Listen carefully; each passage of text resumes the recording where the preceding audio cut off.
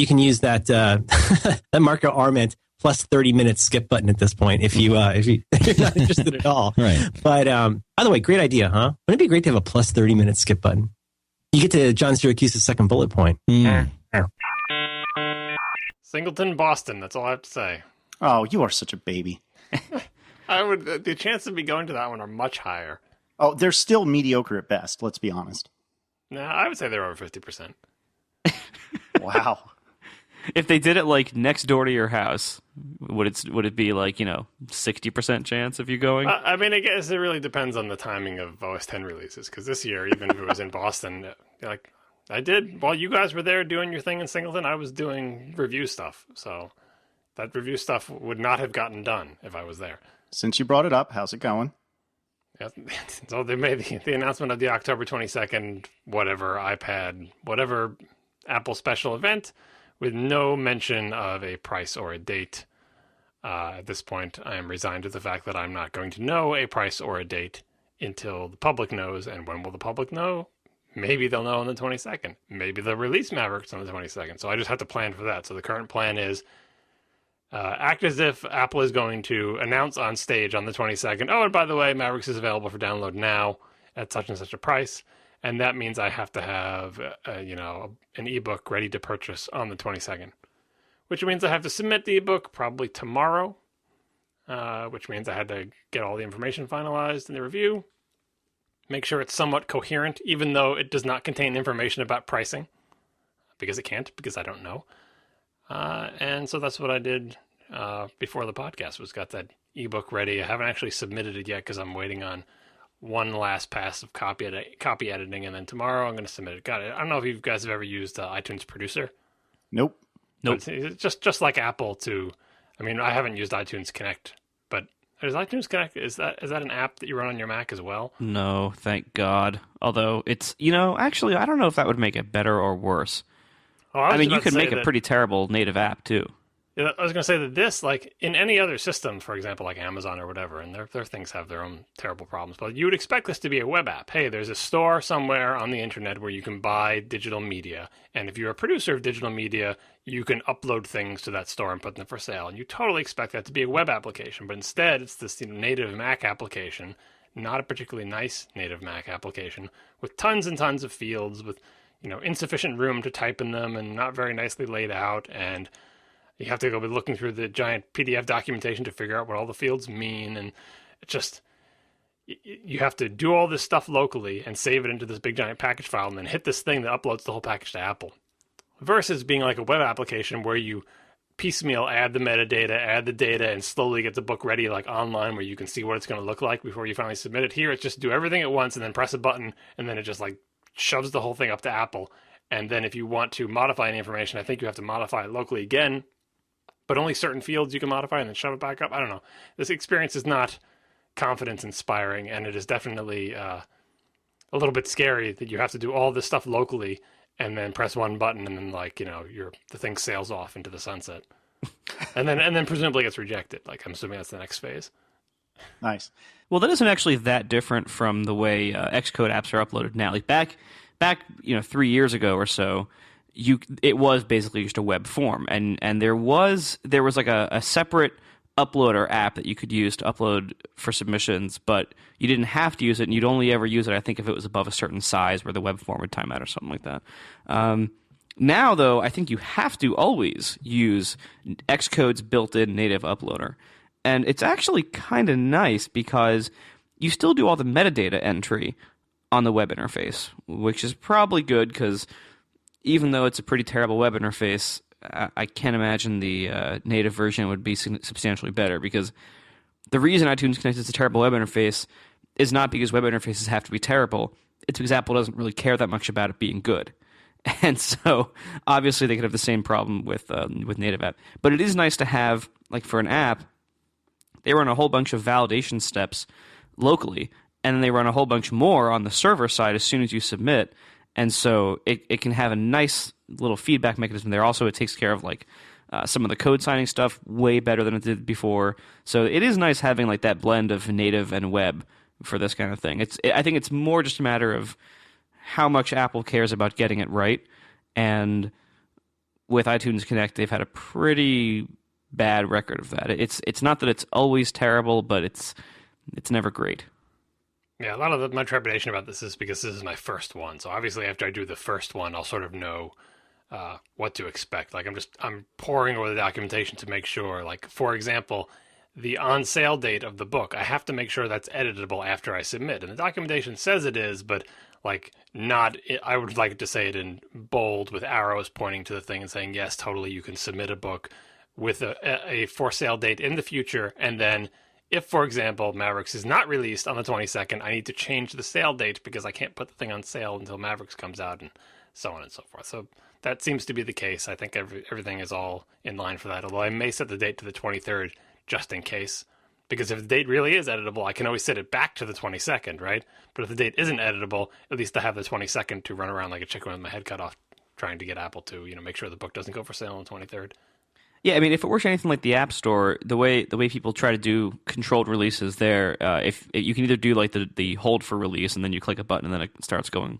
But the other thing you could do, which helps a little bit to avoid some of the cache delays, is to release it with an availability date way in the future, and then when you're ready to release, set the availability date way in the past, and then it updates and it gets submitted. It becomes available faster than I think any other method, but I'm not entirely sure on that. So what system do they have for setting the price? Do you have to set the price in all the various regions that the store is in? No, you set the price tier, which basically is like the first digit of the price in the U.S., and then like they have this big chart to show what that is in all the different other currencies. But so like you pick tier 1 is 99 cents in the U.S., and then and so on to everyone else. So that's why all the prices are pretty much locked into that and are all the same. Yeah, it's the same thing with the tiering and the iTunes Producer, but it does it in like a native Mac GUI with this sort of having all the fields. I think they're all independently editable, but then you have to select them all and then do like a mass edit to edit all of them. And for example, I picked the wrong like type for the book. The choices were new release, digital only, and other. And being the typical person that I am, instead of stopping and going to the documentation and seeing which one it was, I'm just like, well, I'll just pick new release for now. And then I looked up what it was later. I said, oh, actually, I should have picked the digital only. So I went to change it to digital only, and digital only was the only choice in the pop-up menu when I selected all of the items. So I had to select each individual territory and change that pop-up menu 200 and something times. So that was fun. Nice. Yeah, it's not the experience I want for. I feel better in general. I feel better when I'm using a web form to edit information that's on a server, kind of like the server is the source of truth, and then I'm just editing it, versus having some local thing that I edit and then submit, and then like I can edit the local thing again and resubmit, and what happens is like the diffs get applied or maybe just totally replaces the content. It's just I feel more comfortable picking away at something, slowly making it better when it's all uploaded a piece at a time into a web interface and then finally hitting a button, versus doing all of that locally, which of course I can only do on a single machine unless I put the thing in my Dropbox, and I don't know. We'll see how it goes. So have you gotten to the point that you are writing 4 different versions of the pricing paragraph or paragraphs or section or whatever based on $10, $20, $30 and free? Yeah, I wish it was only that section, because the other parts of the review make oblique reference to the price in various places. So yeah, I have a version I have 3 different versions, and then plus all the other places in the review where I allude to those versions. And I tried to make the allusions vague enough that they could fit no matter what the price ends up being. But it's all just very annoying. This is a new complication because in every past year, they've always announced the date and the price well in advance. And this year, they're not for some reason. I think it's just to troll you, if I'm not mistaken. It is pretty annoying. I would not have, if you would say, how could you annoy me the most, this would not have occurred to me. But no. It is pretty darn annoying. I have to imagine if somebody really tries to annoy you, it can't be that hard to come up with a way. Well, last year was the Amazon stuff, and I'm sure I fully predict this year when we upload the book to Amazon, it will also inexplicably not be downloadable onto the iPad, because the odds of Amazon having fixed this problem seem slim to me. Because last year when I went through it all, I heard from lots of other people like, yeah, that totally happened to me. It's been happening for a long time. Like I wasn't the first person this happened to. And I'm sure I won't be the last. In fact, it may happen to me again. Why did it happen? What makes it happen? What fixes it? Who knows? Yeah, if Amazon's system for uploading ebooks is anything at all like their system for Kindle publications and publishing a magazine on the Kindle, I feel very sorry for you because that was miserable. Well, the good thing about the Amazon system is you submit, and then a reasonable amount of time later, like it appears. I don't think a human ever looks at it, so it's somewhat predictable in that respect. But because a human never looks at it, you probably have difficult time getting a human to fix something about it, which was the problem last year. And the other thing is, I don't know how long that delay is going to be. I think it's like 24 hours or something like that. But you can't pick a for sale date. So you submit and then wait, and then it's for sale. Which really doesn't go well with not knowing the release date, because if someone gets on stage on the 22nd and says Mavericks is out today, then I can submit to the Amazon store and then wait 24 hours for the Amazon version to be available, which is not ideal. Yeah, this is kind of a world of hurt for you, isn't it? Yeah, I don't know. It has to be so difficult, but really, like, nobody cares about the one guy writing the review. If it's good for customers and good for developers, like you have the hierarchy of like what's good for Apple, then what's good for its users, and then maybe some other stuff, and then what's good for developers, and then everything else in the universe, and then what's good for the one guy writing a review about one of our products for the year. Nice. Well, let's change gears for a second to a company that does care about its customers and John Siracusa. It is Transporter by Connected Data. So Transporter, here's the thing about Transporter. It's a little hard to describe for a second, so give me a second here. If you like Dropbox, then you'll love Transporter. So Transporter is basically a hard drive enclosure with network connectivity and software that goes on your Mac and your iOS and Android. I think Android? I should check on that. At least your iOS devices. What do you guys check on that, please?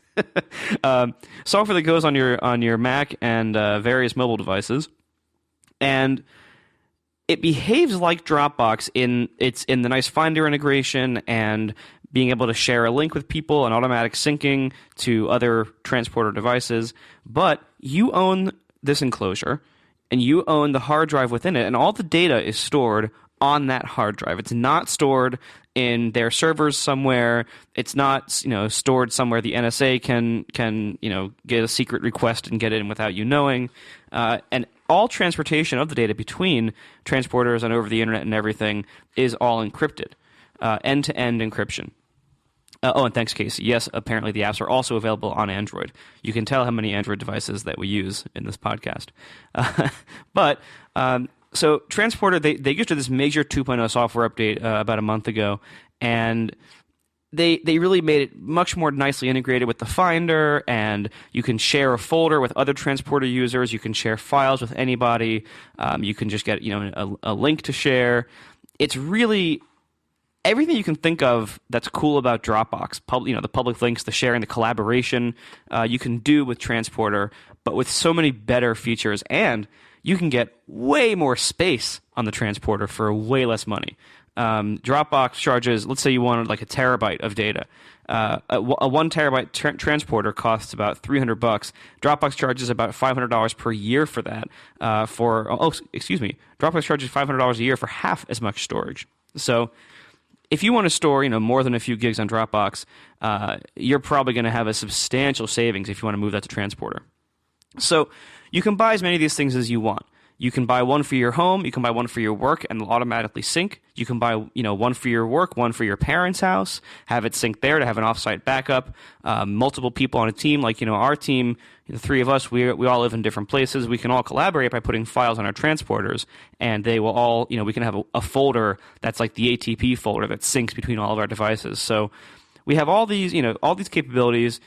Even if you just have one, you can still have your own computer accessing it, you accessing it from your mobile device from anywhere you are, as long as your home internet connection works, and being able to email the share links and all these other features. So really, it is quite good. They even have a thing where they can, similar to the Dropbox app, where you can launch it on your iPhone, and there's a feature where it can upload all your photos to the Dropbox. Well, Transporter has a similar feature, but unlike the Dropbox one, they upload their photos in full resolution because they have a lot more space to play around with because you have these terabyte drives in there. So if you want to get your own transporter, which I highly suggest, they sell it. It's an enclosure, so they sell it empty. You can supply your own 2.5-inch drive, any capacity.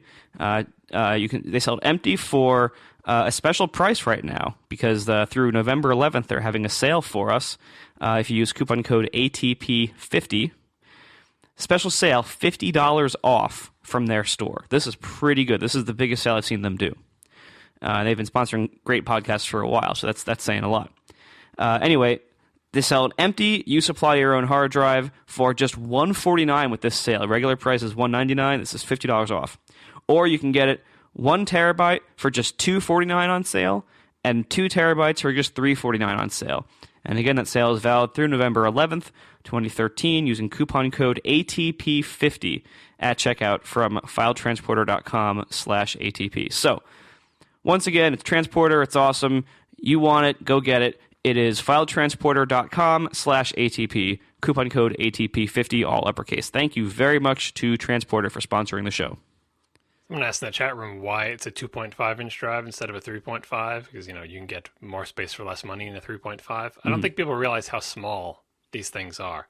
It is not a big, gigantic thing the size of a bowling pin, although it's the kind of shape it is. It is very small.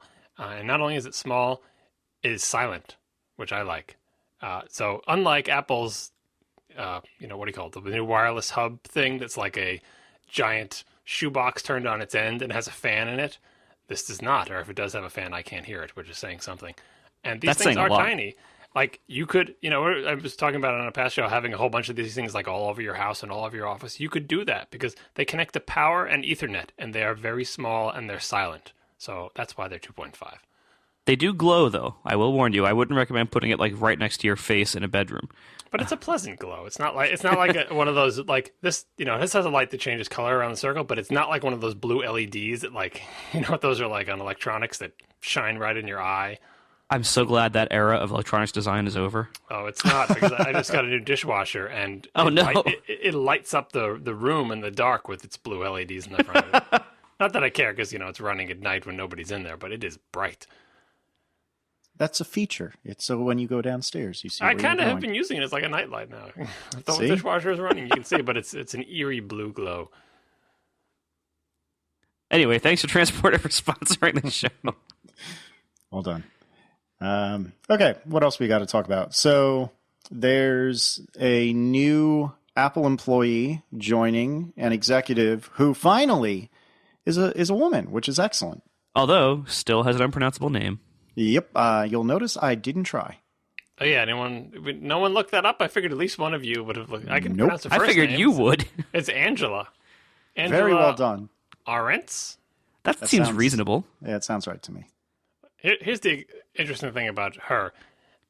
They hired the CEO of another company to be the not CEO of their company. I thought that too. Which does not happen that often in the corporate world, where someone leaves a CEO position of like a significant company, like your CEO of your 5-person company, right?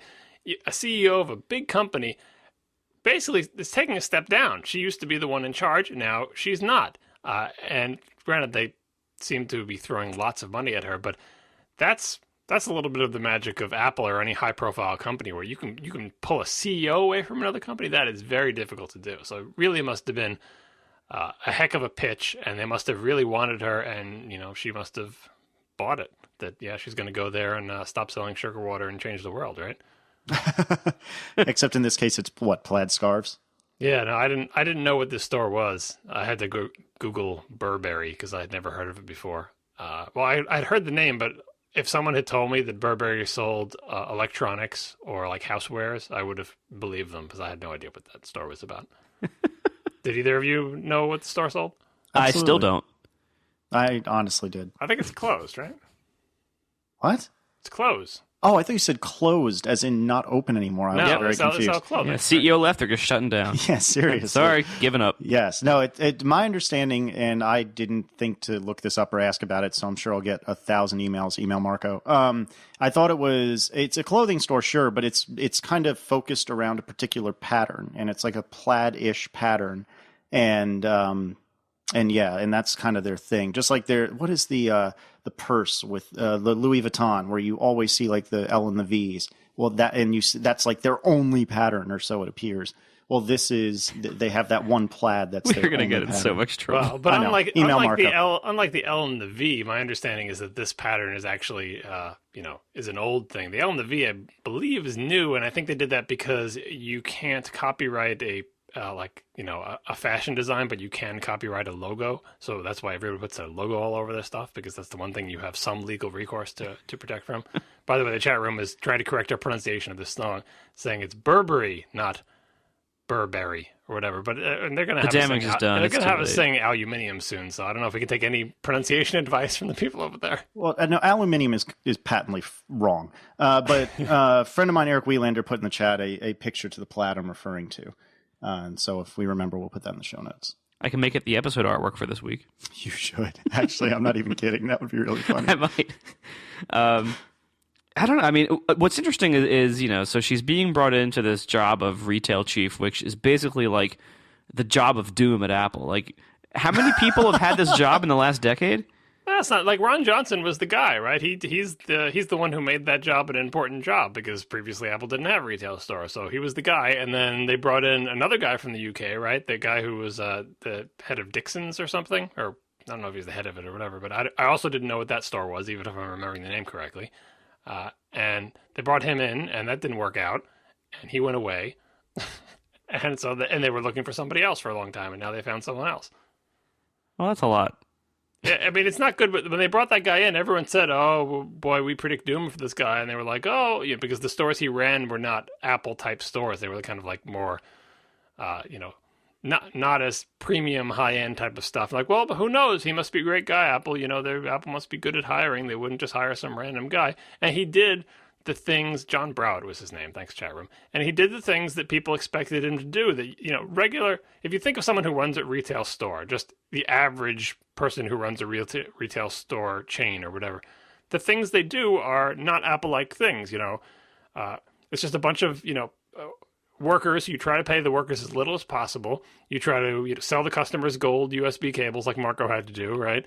And you just try to do all these terrible things because that's how you get ahead in retail. To be fair, I'm not sure I sold a single one. Well, the ones you refuse to sell. And so that's what we think of when we think of retail. But it's not what we think of when we think of Apple retail. So it's like, well, it must be difficult for them to find someone who does retail, because if you bring in the best retail guy in the world, they're going to come into Apple's thing and say, oh, no, you're doing it all wrong here, Apple. You're paying your employees too much. You have too much staff in the store. All sorts of things. I can show you how you can cut your costs in half, and and it won't hurt your business at all. You'll see. And so he came in and did a bunch of stuff that made the retail store employees angry and made the experience of being in the Apple Store worse, and then they canned him. Right. So maybe this person has a better chance of not doing all of those things that regular retail stores do.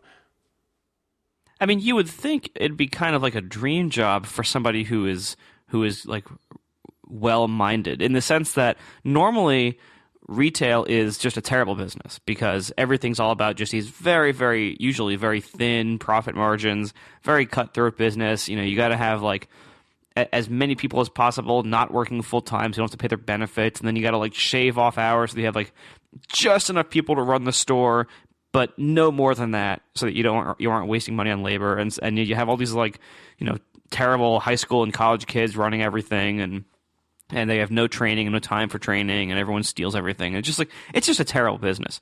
Whereas in the Apple Store, because they have some profit margin to play with, and because they value things like customer experience and service wait times and quality of the stores and stuff like that, then it feels like somebody who wanted to make a really good retail store would see this as like a dream job, because they have the resources to actually do things well, and to do good quality things, and to do the regular things well. Whereas in most other companies, you don't have that kind of power because they can't afford it. Yeah, but wouldn't you think that she would be handcuffed by what Ron Johnson did while he was at Apple? What I mean by that is the Apple stores seem to have a pretty good thing going right now, and a pretty good kind of feel to them. And of course, there's always room for improvement, but why mess with what is working? And so if she's brought in and has all these grand visions, which she very well may have, is she going to be allowed to do them, or is it wise to do them if Apple retail is doing pretty well? Well, here's the thing about Apple retail. It's the curse of success. This is true of if anyone has ever been an employee of a company that finds itself being very successful. That is an extremely dangerous situation because, as I believe, who was it? It was Ed Catmull said in his talk that I promoted heavily in Hypercritical, but whose name I can't remember right now. I think he was talking to some business people at Stanford or something. Success hides problems. So Apple has been very successful in the past, 7-10 years, which means that more and more people are going into Apple retail stores and buying stuff. And you keep seeing the statistics about how the amount of money made per square foot of store space is so high in Apple stores, and Apple sells tons and tons of stuff. And you can do all sorts of terrible wrong things during that period. As long as your sales keep going up and up and up, everyone's like, hey, thumbs up, boy, you are a great retail chief. Look at our sales numbers. They're doing great. And how much is that? Is that because of you or in spite of you? Because when you're on that rocket ship, it's hard to tell, is this because of what I'm doing? Is it because these stores are so awesome? Or is it because Apple's products are so awesome? Or is it just like the strange coincidence of events? And if you look at the trend in Apple stores, lots of things have gotten worse since the beginning. I mean, in the beginning, they were paying people obscene salaries to be geniuses. So you'd get people who are real experts in the technology field leaving their tech jobs for similar salaries to be a genius at the Genius Bar. You didn't see employees who were like typical retail employees, like Marco said, the high school students or college students. Not there's anything wrong with those people, but you saw like real experienced people making good salaries doing this. And over time, the Apple Store has become more like a regular retail store. Not that I'm saying they're paying people like you get paid at Walmart or Target, but it is nothing compared to the original days of Apple retail, where they were just paying tons of money to get really senior expert people in there. And this transformation has happened little by little, slowly, over many, many years. During that time, Apple stores have been doing great, right? Because they've been selling tons and tons of stuff. So it's like, well, have they been slowly kind to see how much of the rug can we pull out from under this retail thing without breaking it? Like, is that the goal of the retail chief? Is it the goal to kind of, sort of see how much cost you can pull out of the Apple retail stores without impacting the user experience? And then like the Broward guy just went too far. Like, I don't know what the mandate is for the new retail chief.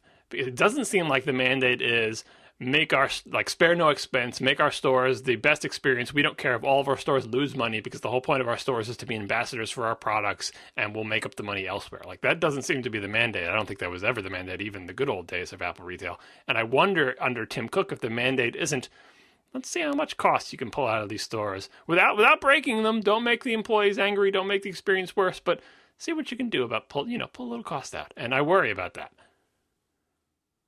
Yeah. Now, what do you make of the thought that she is well positioned to get Apple well positioned in China?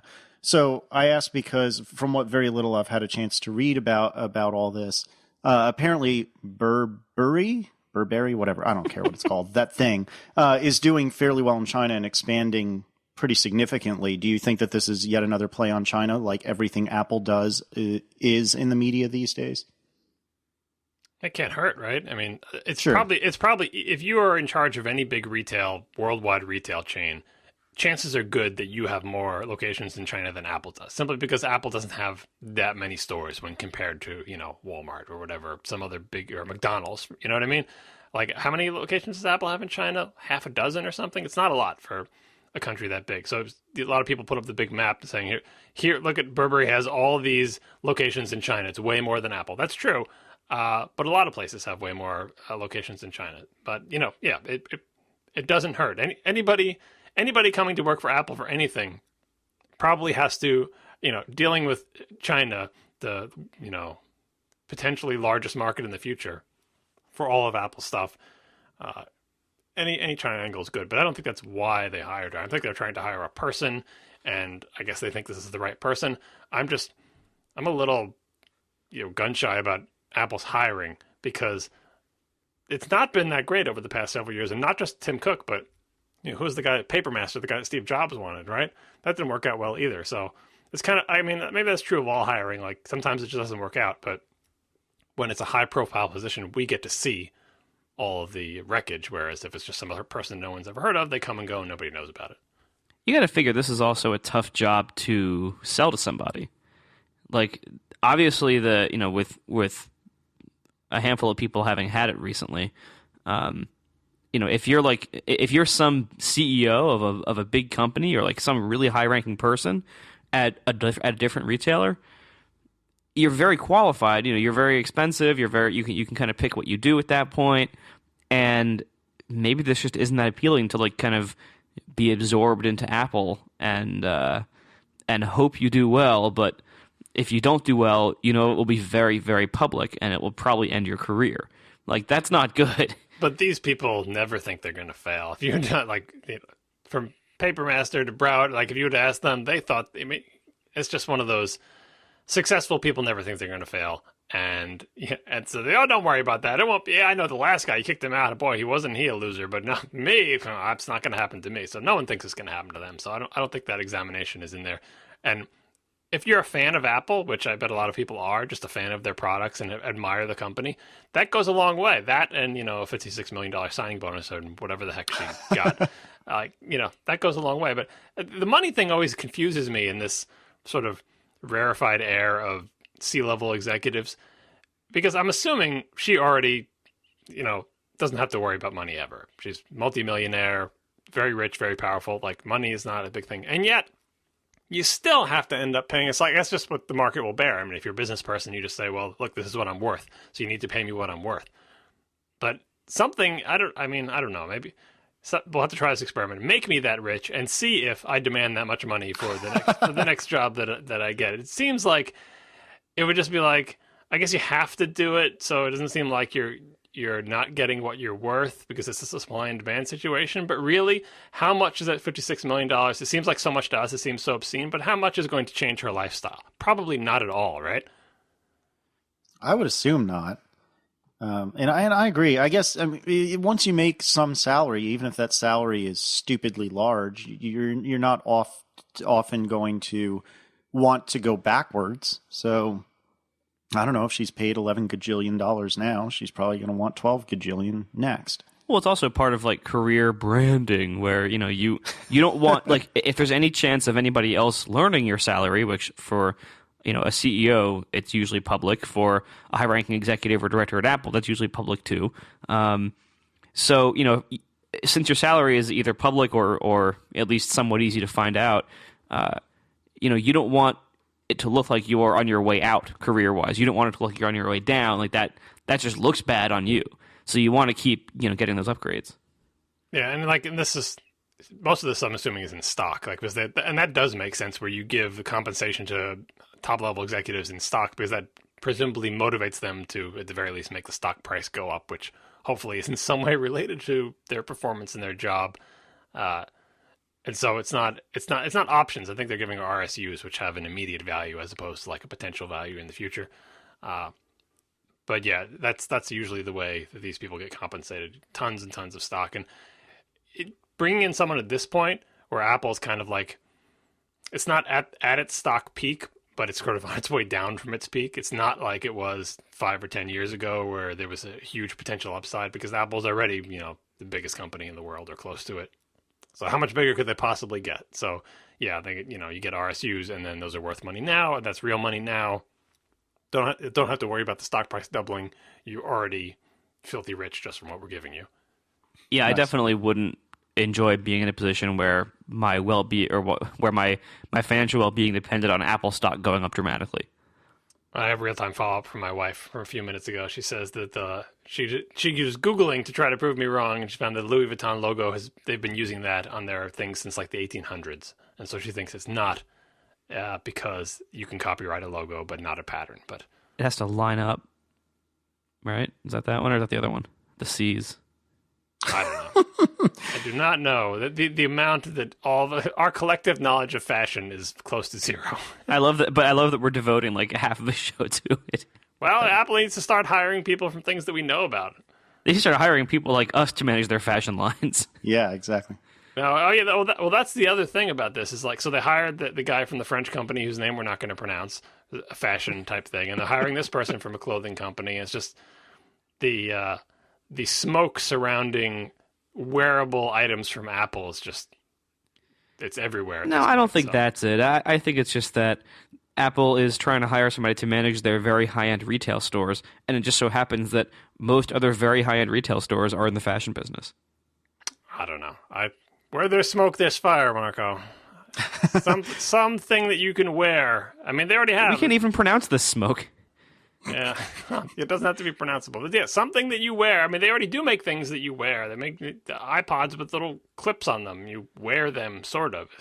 It's one short step from there to something that you slap around your wrist or Like a slap bracelet? put through your belly button piercing or whatever they're going to do. Whatever the kids these days do. This is going nowhere good quickly. All I have to say is I'm very much looking forward to WWDC shirts this year because they're clearly going to be phenomenal, given all these fashion people that are being hired. This episode is once again brought to you by our good friends at Squarespace. Squarespace is the all-in-one platform that makes it fast and easy to create your own professional website or online portfolio. For a free trial and 10% off your first purchase, go to squarespace.com and use our show's offer code ATP10 for the month of 10. Squarespace is constantly improving their platform. They have new features, new designs, and even better support all the time. Their designs are beautiful to start with. You can look at our site as one of the examples, and because we're hosted on Squarespace, of course. And they have all these styles come with responsive designs, so it looks great on every mobile device. You can shrink the width down. You can see this for yourself, and it looks like your site doesn't just look like one generic template. And all these styles you can customize like crazy. We've customized ours a little bit. You can inject CSS or JavaScript, or you can use their online editing interface. You don't have to do code if you don't want to. You have all the access you want to do whatever you need with these templates. It's really great. They've won design awards. It's incredibly easy to use. And on the off chance you want some customer support because you can't figure something out or whatever else, which is unlikely, I know, but in case you need customer support, they have at least 70 people working on this full-time right here in New York City that's growing every single day. Actually, I don't know that for sure. They might not be hiring somebody every single day, but you know what I mean. It's growing constantly. Even the customer support team has won numerous awards. So if that's all not enough for you, you can even sell things on your Squarespace site. They have this great platform called Squarespace Commerce that's a whole e-commerce engine using Stripe as the payment processor, and Stripe is awesome. So there's no additional fee to use all this. All you do is pay the Stripe charges of 2.9% plus 30 cents per transaction, and Squarespace doesn't charge anything on their end. It's going to be hard for you to find a better deal than that for taking credit cards online. And you can sell physical goods, you can sell digital goods. They have a shopping cart, they have coupon management, it's a very full-featured e-commerce platform. And that's all built into all Squarespace plans at no additional charge if you want to use it. So, you can start a free trial today with no credit card required. You can start building your Squarespace website. And then if you decide to sign up, then you can give them a credit card. And then make sure you use our offer code ATP10. That's ATP10 to get 10% off during the month of 10. It's very easy to remember this month. ATP10, 10% off your first purchase, and to show your support for ATP. So thanks a lot to Squarespace for supporting the show. They are everything you need to create an exceptional website. Yep, thanks, guys. They will always have a special place in my heart for sponsoring Neutral. Yeah, they sponsored all of Neutral. All right. They're just awesome. They are that awesome. So thanks. And if I can disclose this, I think they're sponsoring more of our episodes in the future. No way. So they really are that awesome. They are that cool. So thanks a lot to Squarespace, now, in the past, and forevermore. There's something vaguely Catholic about that. Oh my goodness. So before we eliminate all of our listeners, do you want to talk about Touch ID for a minute? Yeah, I finally used it a lot this weekend, and I turned it off as soon as I got in the car to go home. Really? Yeah. Man, I do not see why everyone does not like it. I really like it a lot. Well, I liked it when I was using it, but if I don't have to be using it, it's not that transparent that I can just use it all the time. It's very close, but it's a little bit too slow, and it misses a little bit too often. Like I had mine would refuse my finger about maybe one every 20 or 30 tries. So it happens like that's enough to get you that grumpy? Well, it would happen, maybe twice a day or something. And that's like that's just enough that it reminds me, oh, this kind of sometimes sucks. And So it was just a little bit. I don't know. It's very close to being good enough for my ridiculously picky standards, but not quite. It's a little bit too slow and just slightly too unreliable. Again, it's close, but I would say if my false positive rate stayed the same and it just got like maybe half the time, if it got fast enough that it could do it in like half the time, I would turn it back on all the time. So maybe the iPhone 6 or whatever will be faster at it. Who knows? But for now, I think I'm just going to turn it on like when I know I'm going to be out in public a lot, like a conference. But for my day-to-day use where I'm around nobody except my family and my dog, I don't think I'll leave it on. That's the letter you should have read, that guy scolding you about keeping your phone unlocked because someone's going to steal it from you and get access to all your information. I did read that. First of all, he was under the impression that I live in New York City, which I don't. So basically, I don't want to pull it up now, but the gist of his response, which was on point for the most part, I think, and most of it I agree with. The gist of it is that it's kind of like your ethical duty as a responsible technology owner to lock your phone, because not only do you have your own data to protect, but you also have everyone in your address book. You have their data to protect as well. And if somebody has possession of your phone, they can do quite a lot. They can, if they can open up your email, if they can receive email, then they can do things like receive password resets for pretty much any service, and then log in as you and other services. They can take your whole address book. They can take everyone's names and phone numbers. Even like if you're friends with like any celebrities or internet celebrities, then their public information or their private information could be taken too, and that could be inconvenient at least for them. So right, even MC Hammer. Exactly, even MC Hammer. I don't even know if he still uses that phone number, but anyway, so so I agree with him that is a risk. However, I think most people probably grossly overestimate how much I go in public and how many, and how many people are there when I get there. Wow. Like, I really pretty much stay in my small town and the town next to us most of the time, and there's rarely any people around. I rarely even have my phone out of my pocket, and it's not even a dense enough area that I'd be pickpocketed. Like, it could happen. I'm not saying it can't happen, but I think the chances of it happening are so astronomically low that it's just not worth it for me. Yeah, that's always what I thought when I saw people use their iPhones with even just the 4-digit code. Like, because you know how often people check their phones. Like, people are just obsessive about it. They're constantly looking at their phones, and you'd see them doing it, and you'd also see them entering their little number over and over and over again, which just seems so annoying to me. And not only so annoying, but like, if you wanted to steal that person's phone, spend 5 minutes next to them, wait for them to check their phone 900 times, watch them type in that same 4-digit code over and over and over and over again, and see where their fingers are. Like, this is not rocket science. And then take their phone. It's like an extra 5-minute investment. At least with Touch ID, you have to make more of an effort to fake it out. Yeah, my wife got her phone. And I was just about to ask you that. Played with the Touch ID. I think I would probably enable it because I couldn't bring myself to do the 4-digit code thing because that was just too much of a burden.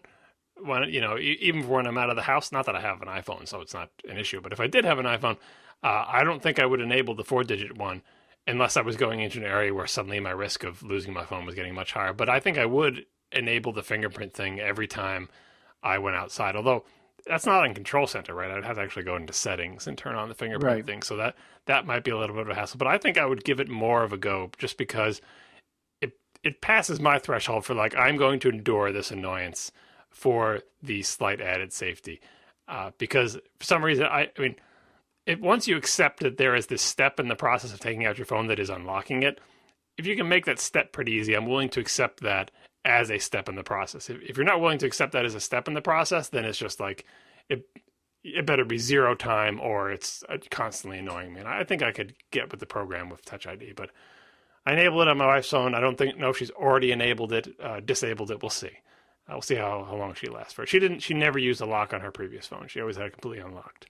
Now, to be clear, you have to use a passcode of some variety when Touch ID is on, because if you reboot, for example, it won't let you do Touch ID to unlock. You have to use the passcode. And there were some other circumstances I don't recall. Well, if you can't get in via Touch ID, you have to fall back on a passcode. I don't think it has to be 4-digit. I think you can use like a crazy alphanumeric one. Right, I just did a password. Like you can either do the simple passcode, which is 4 digits, or you can just have it put up a text box and enter whatever you want with the regular keyboard. Yeah, that's the regular keyboard is at least slightly more difficult to shoulder surf from somebody. All right, and actually, I should point out I have not tried this, but earlier on, Double D in the chat said, "Hey, the way I fixed all the issues with not registering my finger is to have the same finger as 2 entries in the Touch ID registration." You know what I mean? So, say take your right thumb, you register your right thumb as 2 independent fingers, and that makes it a lot better and a lot less likely to mess it up, which I have not tried, but it sounds reasonable to me. That's interesting. Yeah, I thought that was interesting. I'm surprised it would even accept it.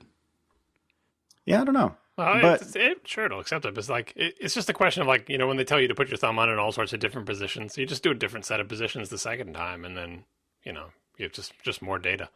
Yeah, I mean, my experience with it has been great. It certainly fails sometimes, but I guess the difference is I look at it the same way John does, which is, you know what, there is another step in this process that at least 80% of the time for me, I don't even notice it. I don't even think about it. And then the other small portion of the time, the 20% of the time I do notice it, maybe I have to try again, but my data in principle is that much more secure, and that's a price I'm willing to pay. Much more so than the price of having even a 4-digit simple lock code, which I never liked, and it frustrated me every time I turned it on, which was basically only when I was at conferences. So I give 2 thumbs up, as terrible as that pun ends up being. I give 2 thumbs up to the Touch ID. I think it's been really good. One thing I wanted to ask you guys about, though, is do you think this is coming to both MacBook Pros and the desktop Macs, I guess specifically perhaps the iMac, and I assume we all agree that it's going to be on iPads as soon as possible? I'm going to say no on the Macs. Because, even the portables? Yeah. Because right now, I mean, first of all, they sell so many fewer Macs, the motivation to bring cutting-edge features to them is way lower. I mean, look, we still don't even have built-in cellular modems on the Macs. And that's like, even when they launched one called the MacBook Air and they didn't build in an Air card, I mean, that's crazy. Obviously the Mac, like putting new hardware features on the Mac is obviously a lower priority. But also, I think it's just because the design of it requires that secure enclave thing. And if you look at, what this is, if you look at the AnandTech article on the A7, you can kind of see like what that means. And it's this pretty deeply integrated architecture as part of the new ARM architecture, whatever it is. And so I don't think they would do it in a way that wasn't just as secure as the phone. And in regards to not only just recognizing your fingerprint, but in regards to not letting anything else access fingerprint data, like no other software on the computer, not even the CPU. Stuff like that, doing the hashing and then even locking the hashes down super tightly in this secure area. So this is all enabled by like special hardware features of the new ARM architecture. And as far as I know, I don't think there's anything like that on Intel, but who knows? They've always Intel's always worked in little features like this, like in their specs, and then nobody ever uses them. So they might have them, but I don't think they do right now. And so I don't think it's going to come to the portables anytime soon. And even coming to the iPads, obviously I think it's only going to come to iOS devices that have the A7 or better. And right now the iPad mini is on the A5. So the question is, if they're about to do a Retina iPad mini, which I think is pretty likely. So it's certainly possible, but I'd say it's even pretty likely at this point. If they're about to release that, you have to ask, what's the price point of that thing going to be, and can that even support, the mini is already cheap, so can that support an A7 and a Retina screen in 1 year? I'm guessing probably not. I'm guessing the Retina iPad mini is probably going to have an A6X chip and not the A7X, which doesn't exist yet, but they're probably going to call it that. And then I'm guessing the full-size iPad will have A7X and Touch ID, because first of all, also, Apple needs some segmentation here. Apple needs some reasons for people to buy the big one. And because the big one, they make way more money on it, and there's a lot more room there for upsells as well. So I think we're going to see that come to the iPad this fall as big iPad only, and the Mini won't have it this year. That's just my guess. Well, yeah, I kind of agree that it's not likely that we're going to see this in Macs anytime soon. But for the Secure Enclave stuff, if Intel doesn't already have something like that, they will soon, because Intel wants into all the businesses that ARM is into. And this is even ignoring, the possibility of a Mac based on an ARM system on a chip, like these type of features, like not only can Apple get it if they want it a couple of years down the line, but Intel is going to want to offer it because they're going to want to offer their chips to people who do things like this. And because Apple has some fingerprint thing in their thing that seems to be reasonably successful, like we haven't heard all crazy backlash or no late night jokes about how fingerprints don't work. Like it's more or less had a launch the best that you could have hoped for. And again, this is a forward-looking technology and blah, blah, blah. Like this is the cutting edge. But a couple of years down the line, when it's less cutting edge, if it turns out to be something that people like, laptops have the same exact problem in that you should use a screen lock whenever you're, away from your laptop and stuff like that.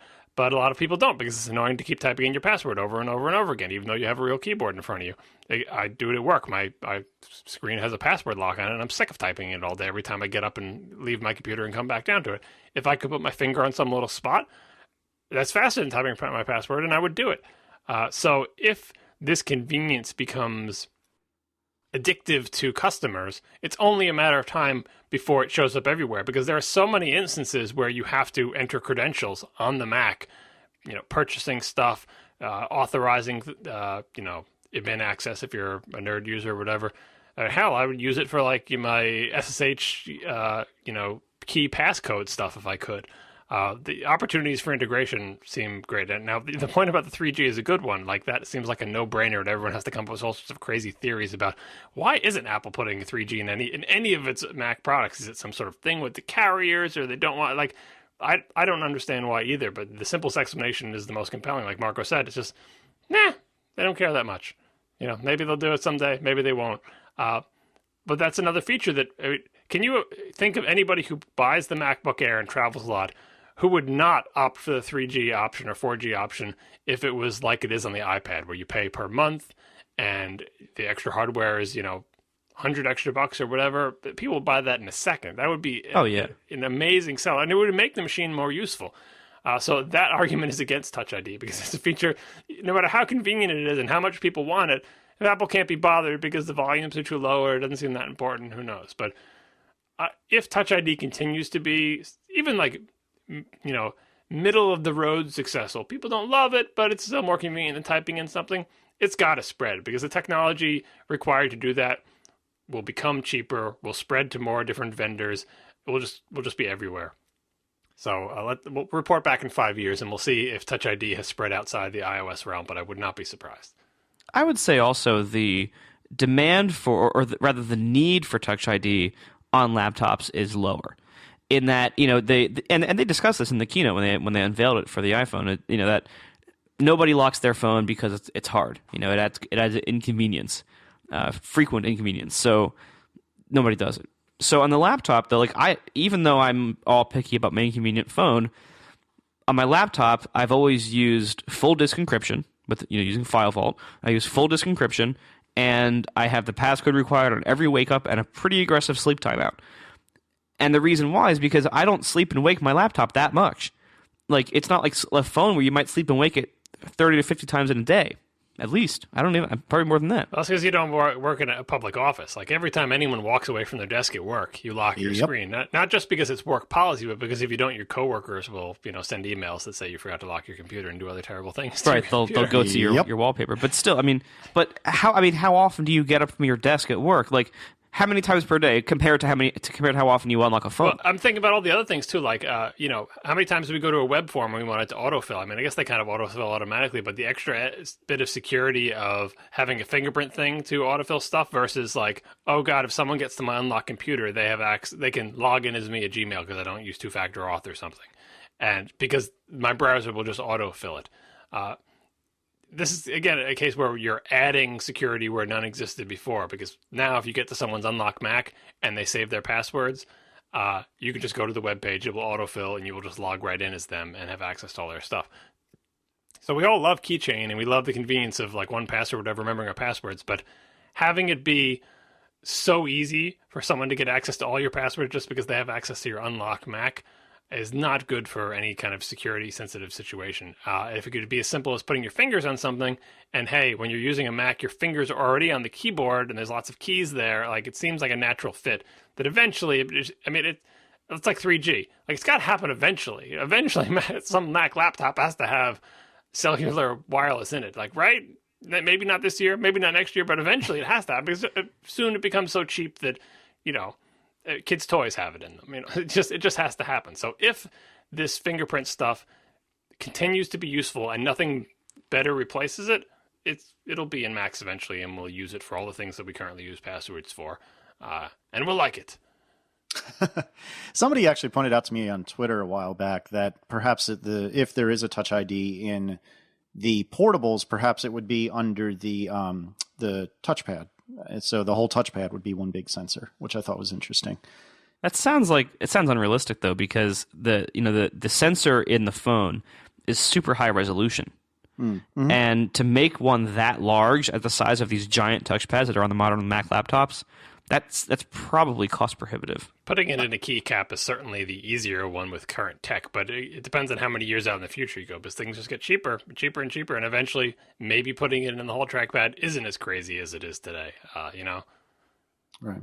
Now, it occurred to me just a moment ago that this is our last show before the October 22nd event, so I feel like it would be remiss of me not to ask you any other thoughts on what will be announced. I'll start with myself. I didn't think that there would be a Retina iPad mini until the last week or so. I'm starting to lean toward there being one, and so I'll go on record and saying I think that there will be a Retina iPad mini. And I also was just thinking to myself, if there isn't a Retina iPad mini, I kind of wonder if we'll get iPad mini in colors a la the iPad or the iPhone 5C. So, hey, we didn't give you the Retina you always wanted, but we've got these sweet colors. And so that would be kind of the next best thing. But in terms of everything else, I suspect and hope, I really hope we see updates to the laptops. What is it, Haswell that we're waiting on? Is that right? Yep. I would hope that we'll see that. I think we'll get more information about the Mac Pro. I obviously will get more information about Mavericks, but I'm going for yes on the Retina iPad mini. Marco, how about you? I'm going to modify your prediction of the iPad mini slightly. First of all, I think it's pretty clear that we've seen parts leaks, not to the level that we see before a phone launch, but I think we've seen enough parts leaks that it looks pretty clear that they're not doing plastic. That the case for the mini looks pretty much the same as the old one, but a little bit thicker, which pretty much suggests Retina. My guess is we see a Retina mini, but they keep the old one around at a cheaper price, and the Retina price goes up because right now, they have the iPad mini at $329, and right, that's the current price. I believe that's right. So that is cheap enough that they sold a butt ton of them this year, but everyone's still undercutting the crap out of them. And Apple's not going to try to match the Kindle Fire crap box price, but they can at least try to reduce the gap, just like they did by releasing the Mini in the first place. So I'm guessing the old Mini sticks around for another year, the same way they used to do with phones, and still kind of do. So I'm guessing the old Mini sticks around at a little bit less. Maybe it becomes $300 instead of $330. So or maybe even $279, something like that. But not like a massive jump, not $200, but less. And then the Retina comes in at a higher price. Basically, I'm agreeing with R. Jonesy in the chat room. I'm saying non-Retina goes down to 300-ish. Retina goes up to about 400-ish, because I think they're going to need a little bit more margin to pull that off well. Obviously, you can look and you can see the newest big Kindle Fires and the newer Nexus 7. Is it? Yeah, the Nexus 7. You can look at some of these other cheap tablets that have very high res screen, very high res screens rather. You can look at those, and they're able to cram in those high density screens into these cheap price points. So obviously, it's possible to do that, But Apple tends to build in, better cases, better screen types, better angles and color and stuff like that. And then they usually have a more powerful GPU. And so there's all these things. So I'm guessing Apple can't comfortably do a good Retina Mini at $329 this year. So they're instead going to split it and go lower for the non-Retina and higher for the Retina. I'm guessing the Retina will also have the A6X, as I said a few minutes ago, and not the A7, primarily for cost concerns. And And then the iPad 5 is going to be a little bit smaller and really fast and probably have the A7X, but who cares because it's too big. All right, John? Yeah, I'm kind of upset about the smaller frame around the iPad, whatever number it's up to now, the big one. Because I like the big one. I like the bigger screen. I don't like the mini. And one of the things I don't like about the mini is the edges are so small. Like they want you to hold it not by the frame, but rather like around the back of it. And so they're shrinking, if all the parts leaks are to be believed, and I do believe them, they're shrinking the frame around the iPad 5, which is kind of a shame. It's still big. I guess I'll have to try it out. But anyway, that's the iPad that I'll want someday or something like that to replace my iPad 3. Although my iPad 3 does feel like it weighs a ton, but it's still pretty solid for me. It stutters a little on iOS 7. I finally did upgrade it. But yeah, I'm looking forward to the big iPad. The mini has to be Retina this year. It just has to be. And if it's not, they will get slammed in the press and they will deserve it. Because, fine, you've launched on Retina. You got to do what you got to do. You got to protect your margins. It wasn't that big a deal. Now everybody has a Retina little tablet. And like what Marco said is true. Maybe they're using cheaper displays or whatever, but some of them are not that bad. I've seen a lot of these 7-inch tablets. They do not look like crap displays. It's not like they're shipping with those, crazy pen tile things that don't even have real RGB pixels. Some of these screens, I think some of them are. Some of them are, but other ones, the name brand good 7-inch Android or Kindle tablets, they're like $200 and they're Retina. And they're not bad products. Yes, they have wimpier GPUs and maybe slower CPUs and they don't use the Apples, but absolutely positively Apple must ship a Retina Mini. Whether they keep around the old one, Apple was running this experiment with the iPad 2 where they wanted to figure out, do people keep buying the iPad 2 because it's cheap or because it's big? And so then they made a small one that was also cheap. And so it's like, okay, well, now you have the choice. You have the cheap big one and the cheap small one. Now, presumably, Apple has enough data to know whether or not they should include the, keep around the non-Retina Mini. I just don't know what the answer to that question is. They know because they can look at their sales figures because now they've run the experiment. They're trying to sort of controlling for the variables. They have, 2 non-Retina devices, one big, one small, both cheaper than everything else. Which one is selling more? What do people say about why they buy it or whatever? So I would not be surprised if they didn't keep around the old one because I think the result of the experiment, my guess is that people wanted the cheaper price, not so much the bigger size, but only Apple knows for sure. So we'll see. For the MacBook Pros, I'm assuming they're going to be announced. I haven't paid enough attention to Intel's timelines. Again, we talked about in previous shows. The thing I'm really looking for is we're talking about the Retina MacBook Pros because obviously the other line has already been updated this year. Will it have a discrete GPU at all in any of the model choices, or will it be the Iris Pro graphics up and down the line? Because as we said before, Apple could say no discrete GPU in any of the MacBook Pros and spin it with some marketing mumbo jumbo and some graphs that shows, see, it's not really that bad. It's about the same as it was before. And look at this extra battery life you get or whatever.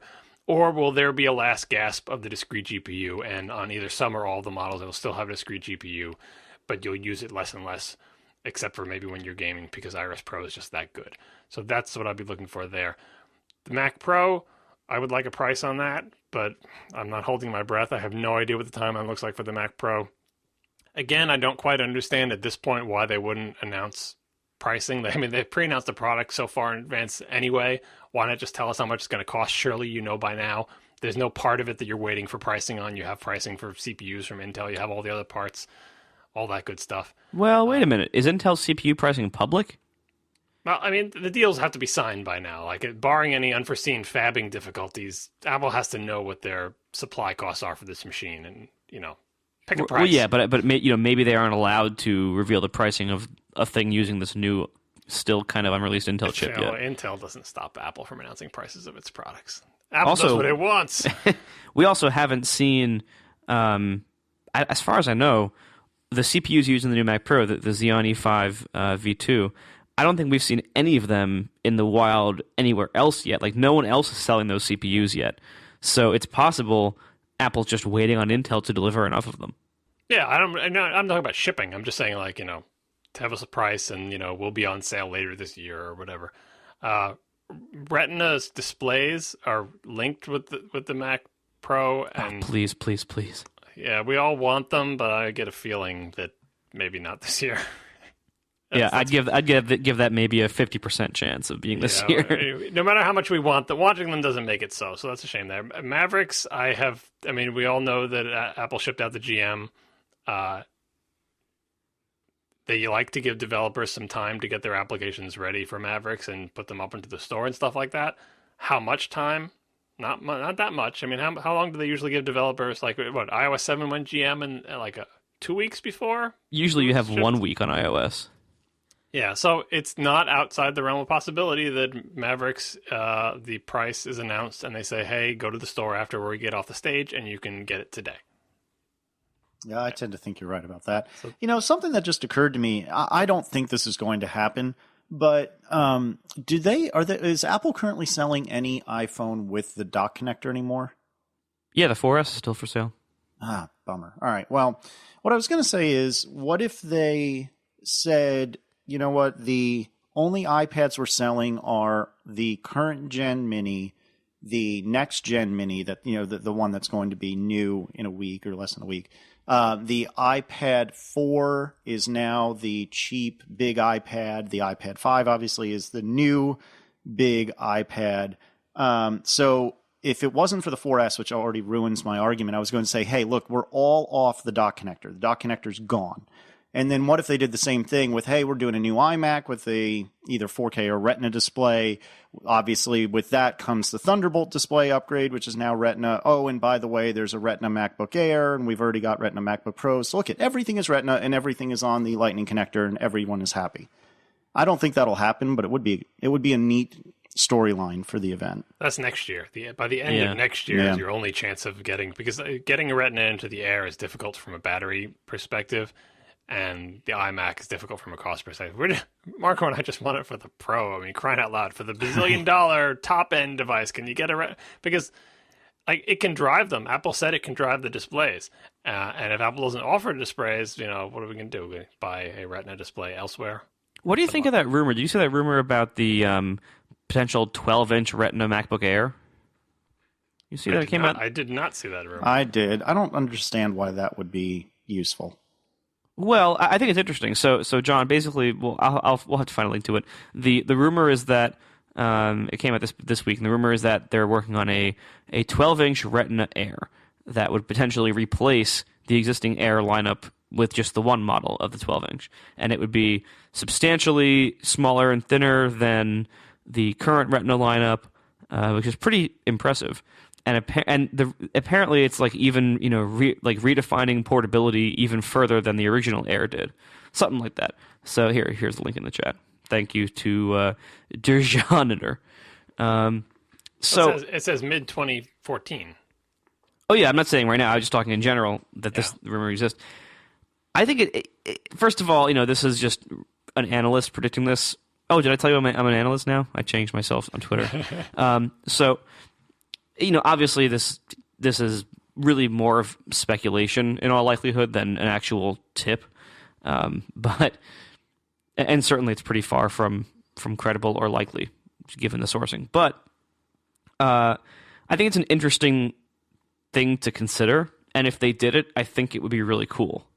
It makes sense from a segmentation perspective, and I see this at work as people are getting newer laptops. When I see someone with a 13-inch Retina MacBook Pro, that, if you had showed me that before the Air existed, I would be like, oh, that must be the new MacBook Air. Because, the Pros, now that the opticals are gone and the spinning discs are gone, they're getting thinner and smaller. So you need some way to further differentiate the Air, because the 13-inch Pro is creeping up on Air territory. If you had an original MacBook Air and the current Retina 13-inch Pro, 13-inch Pro is bigger, it's thicker, but not that much bigger and not that much thicker. It doesn't taper or anything.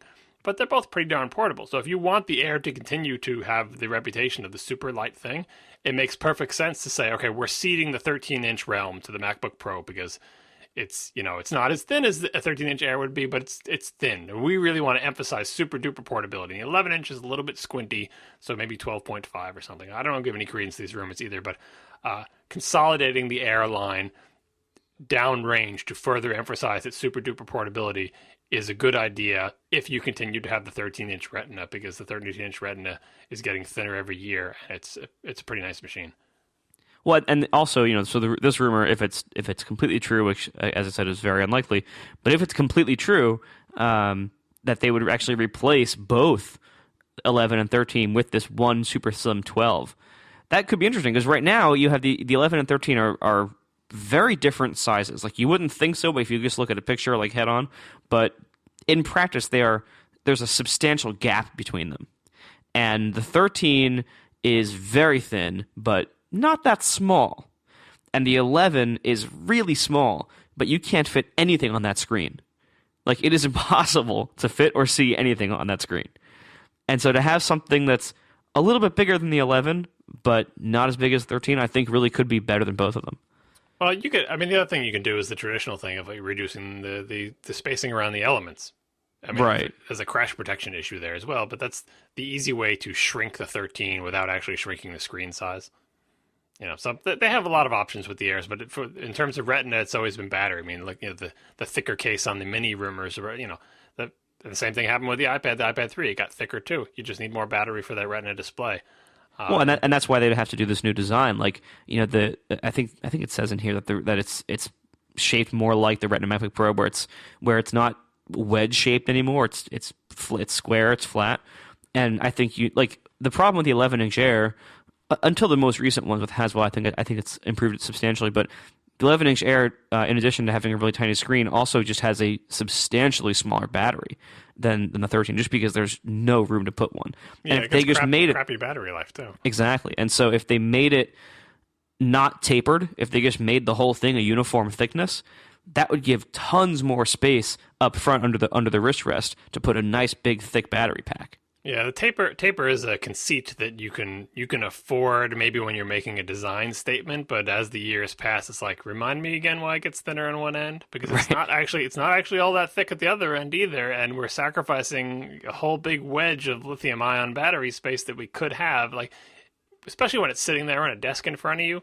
You don't really care that it's thinner on the front than it is at the back. It looks cool when it's closed, but when you're carrying it, like, yeah, it's a difficult trade-off, especially with the 11-inch, which just feels like you would think the 11-inch is going to have, whoa, this is such amazing battery life because it's so small and light. But no, it's got, the same class of CPU as in the 13, and it eats up just as much battery. I mean, smaller screen, but, a layperson might think that the 11-inch would have better battery life than the 13, but it does not. And it can't with the current technology they have in there. So need more battery. Send battery. While we're on this subject, we never got a chance to talk about the rumors about the A7 potentially being brought to the Mac. That's why it's going 64-bit, and the potential for ARM-based Mac laptops in the future. One of the reasons why I didn't think that really held a lot of water is because the CPU design doesn't actually have that massive of an impact on the overall battery life that would really, you're not going to have, like, you're not going to go to an ARM CPU and have the laptop last a month. Like, it's not that, like, you still have the screen, the RAM, the disks, like everything else that you have to power, and the screen being a pretty big one. And so I don't, now that we see as Intel's upping their game, and with Haswell doing not only a big CPU performance or power reduction, but also like a lot of other components on the motherboard being more smart about their power usage, I don't really think there's that much of a need to make the CPU like dramatically lower powered in a laptop to the point where it'd be worth an architecture switch that would be disruptive, and by the way, a switch to a slower architecture, which would make emulation difficult to do well, unlike every other architecture switch they've done. So I don't really see it happening, and I don't really see what it would gain that would be totally worth it. I mean, if you already have 8 or 12 hours of battery life on a laptop using a fast CPU, how much demand really would there be for that? Well, we did talk about this before, right, Casey? I'm not crazy for misremembering this. I thought we did as well. We I did. talked about Bay Trail and Intel, how Intel is getting in on ARM's area of super low power CPUs and how they're kind of meeting in the middle. And it's just a question of, as they meet in the middle, who ends up coming out the victor. But two things in that. First, the CPU isn't always using the most power in the system, but it has the highest dynamic range of any component in the system, because when you really burn, especially with big multi-core things, when you're really burning up and using every ounce of the CPU, it uses a tremendous amount of power, way more than the screen, way more than an SSD, way more than the RAM. And so that's why it's a problem. Not that it's always going like that unless you're playing a game or something, but when it does, it has the potential to really suck down your battery. I mean, what is it, like I think the current Haswell and the Airs or whatever, its max power dissipation is like 25 watts, and like the battery is like 54 watt hours or something. So you are not getting 12 hours of battery life out of your MacBook Air if you are running that CPU at max power all the time. And the second thing is that you're not looking for an ARM CPU so much as you're looking for an ARM system on a chip. And that's why the Haswell, MacBook Airs and everything have such great power. It's not just because they're better power management in the CPU part, but because they move more crap onto the CPU die or package. So the GPU goes onto that, no more discrete GPU, and the PCH thing, or like moving more components into the chip. That's why you can have, the A7 system on a chip. It's not just the CPU, it's like the entire system on a little chip. And yeah, there's a big gap between where Haswell is and the A7 system on a chip. But again, they're meeting in the middle. And so as the Macs try, as time goes on, more and more components are going to get shoved into whatever the chip is that is, we call the CPU in the Mac, but really will eventually become a system on a chip. And the same thing with the phones and everything. Chip consolidation will happen. It's just a question of when it happens and where it happens first. So if you were to stick an A7 into a Mac laptop, you'd get a big advantage because the max power dissipation of the A7 is way lower than the max power dissipation of a Haswell, and the chip is slower and everything too. And so you say, well, 12 hours seems like it's plenty, right? Well, if it was 24 hours, does that change the equation? If it's 48 hours, does that change the equation? At a certain point, it's a discontinuity where it changes the nature of the way you work with things. We're not even at that point with phones. Everyone plugs in their phone at night now because the odds of you going 2 days without charging your phone, you just feel like, well, just in case, I'd better plug it in every single night. Even if you barely use it, it's just a good idea. We're not at the point where you just use your phone and charge it every week or whatever, or every 2 days or every 3 days. Laptops are the same way. If you use it all day on battery, you're going to have to plug it in at night. If they can cross that next hurdle, as the phones get better and as computers get better, if they can cross that next hurdle, it's worth it for them to do it. But like Marco said, you have to weigh that against the architecture change and a lot of stuff. And Intel's not standing still. So we should be watching both of these things, watching how much better phone battery life gets, how much more they can wring out of those little system on a chip things. And then also watch Intel and how much better are they getting at making low power chips, because by the time an ARM powered system on the chip is powerful enough to not be embarrassing inside a Mac, I suspect Intel will also be at that same price and power point, and it'll be more of a fair fight between the two. Well, not that fair, because Intel will say, hey, everything you have is already compiled for us. And like I said in the show where we talked about Bay Trail, Intel's going to be saying to Apple, don't put ARM CPUs in your Macs, put Intel CPUs in your iOS devices. Then you'll have one architecture across all your products, and it will be great, and we'll make tons of money. Come with us. So that's Intel's end game plan. We'll see how it works out. Well, also consider that of all the people that I know that use Macs, and almost every single one that isn't an indie Mac developer, that isn't Marco or equivalent, every single one of them runs either Parallels or VMware on a regular basis to do either their jobs or something they absolutely have to do in their personal lives. And a lot that's made a lot easier. And I think one of you alluded to this earlier. That job is made a lot easier because everything is Intel. The chip is Intel, Windows is Intel, OS X is Intel, everything's Intel. And if the chip suddenly became ARM, then you'd be going back to the god-awful PowerPC days when, wasn't there a time where you would put like a full PC motherboard, not physically full, but like all the bits of a PC motherboard, Yep. like an expansion slot in order to make virtualization possible? I don't want to have anything to do with that. That exist. Right. I don't think you have to worry about that in the days when even the Mac Pro has no internal slots anymore. So that's not Right. not coming back. We have a Thunderbolt PC. Right. But you know what I mean. You know what I'm driving at. It's just that if you change the processor architecture, that could make getting a Mac a lot harder an argument for a lot of people, myself included. I mean, I work on Microsoft stuff all day. and I basically live in VMware Fusion most of my workday. So that would really shut the door on that, or maybe not shut the door on it, but make it a lot uglier. Yeah, both sides of that have big pluses and big minuses, and they're on a collision course. We just sit back and watch. Yeah. All right, we good? Let's wrap it up. Thanks a lot to our two sponsors this week, Squarespace and Transporter. And we will see you next week. Now the show is over. They didn't even mean to begin, 'cause it was accidental. Oh, it was accidental. John didn't do any research. Marco and Casey wouldn't let him, 'cause it was accidental. Oh, it was accidental. And you can find the show notes at atp.fm.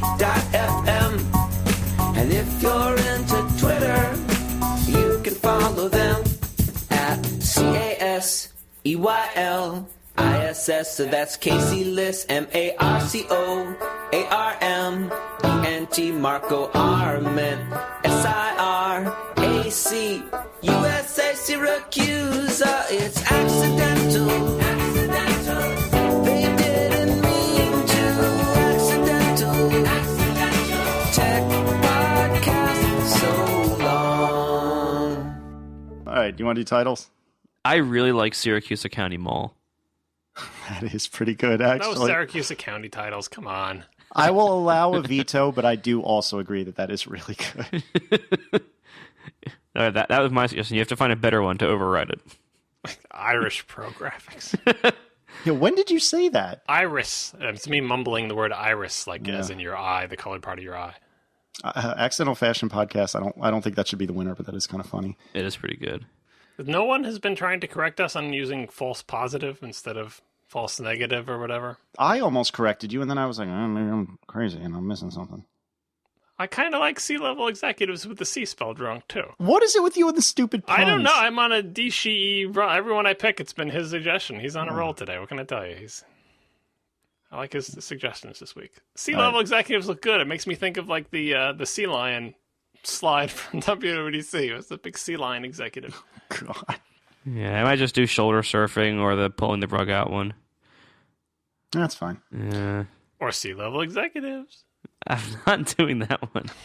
What is wrong with you, John? Because they're like at sea level. You get it? They're not up on a mountain. They're not in Death Valley. Sea level executives.